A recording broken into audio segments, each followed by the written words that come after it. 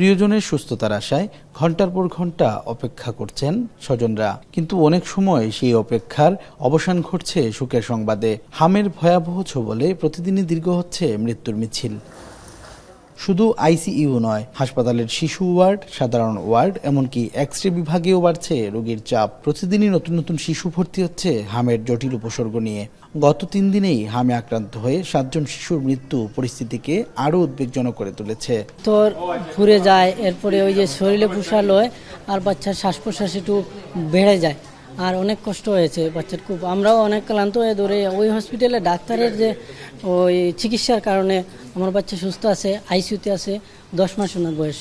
পয়লা শ্বাসকষ্ট আছিল, আমরা উসমানিতে আসলাম 5 দিন, আর এখন ওই গেছে কি হাম হওয়ার পরে শ্বাসকষ্ট নিমুনি বাড়ি গেছে।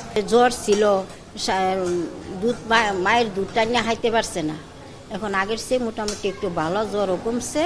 বিশেষজ্ঞ চিকিৎসকদের মতে হামের সংক্রমণ বাড়লেও এর একক কোনো কারণ এখনও নিশ্চিত হওয়া যায়নি। তবে সময়মতো টিকা না নেওয়ায় শিশুদের মধ্যেই সংক্রমণ ও জটিলতা বেশি দেখা যাচ্ছে। ব্রঙ্কোনিউমোনিয়া, হার্ট ফেইলিওর ও পুষ্টিসহ বিভিন্ন জটিলতার কারণেই অধিকাংশ শিশুর মৃত্যু হচ্ছে বলে জানিয়েছেন তারা। মানুষজনের সচেতনতার অভাব দেখা যাচ্ছে, একই পরিবারের আক্রান্তরা বেশি আসছেন।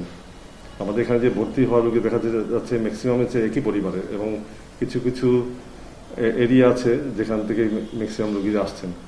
তো আমরা আশাবাদী ছিলাম যে ভ্যাকসিনেশন প্রোগ্রামের পরে এটা কমে আসবে, রোগী ভর্তির সংখ্যা কমে আসবে, কিন্তু হঠাৎ করে বেড়ে যাওয়ায় আমরা একটা কারণ উদ্ঘাটনের জন্য আমরা বিশেষজ্ঞদের কাছ থেকে মতামত নেওয়ার পরিকল্পনা করেছি।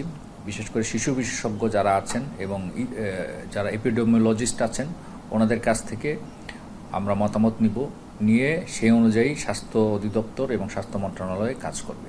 স্বাস্থ্য বিভাগের তথ্য অনুযায়ী চলতি মাসেই এখন পর্যন্ত হামে আক্রান্ত হয়ে মারা গেছে 22 জন, আর গত 4 মাসে সিলেট বিভাগে মোট মৃত্যুর সংখ্যা দাঁড়িয়েছে 103 জনে, যার মধ্যে 102 জনই শিশু।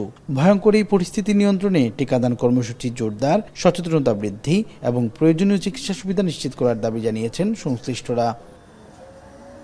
সন্দীপন শুভ, এখন সিলেট।